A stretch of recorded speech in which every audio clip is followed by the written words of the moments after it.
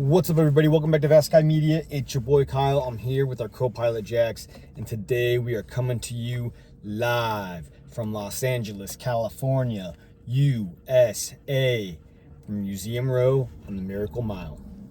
Big project that's been going down over here, building a massive facility that extends over Wilshire Boulevard.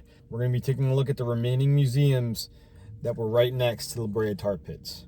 Our first stop is going to be Lacma, which was founded in 1910, and in 1961 it was established as a standalone art museum, focusing on global art collections. 65, it moved to its Wilshire Boulevard and Miracle Mile location. Then in 2014, planning was underway for an impressive new structure. Demolition and construction began in 2019, and the grand opening is slated for April 2026.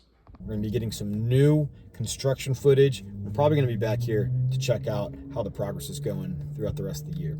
Next, we'll be checking out the Petersen Museum. In 1992, Robert E. Petersen, a car enthusiast and publisher, selected the site for an automotive museum due to its windowless design. In 94, the Petersen Automotive Museum opened, founded by Robert and Margie Petersen with a $5 million donation, initially in partnership with the Natural History Museum of Los Angeles County. Featured over 100 vehicles and 25 galleries. In 2014 to 2015, the museum closed for 15 months. $125 million renovation introduced a futuristic steel exoskeleton facade inspired by car aerodynamics. It reopened in 2015, and in 2025, it continues to be a premier automotive museum with over 350 vehicles, including the Vault with 300 plus rare cars, and new exhibits like Wedge Revolution curated by Tesla's Franz von Holhausen. Finally, we're going to be hitting the Academy Museum. The Academy started off in 1927.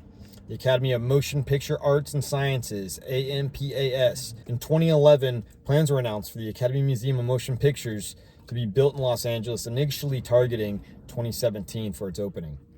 Construction delays and cost overruns pushed the opening date, with the project costing $482 million. And in 2021, the museum opened, designed by Renzo Piano, and it featured a glass dome with 2 theaters. On that note, it is peanuttier time for the boy. Oh yeah.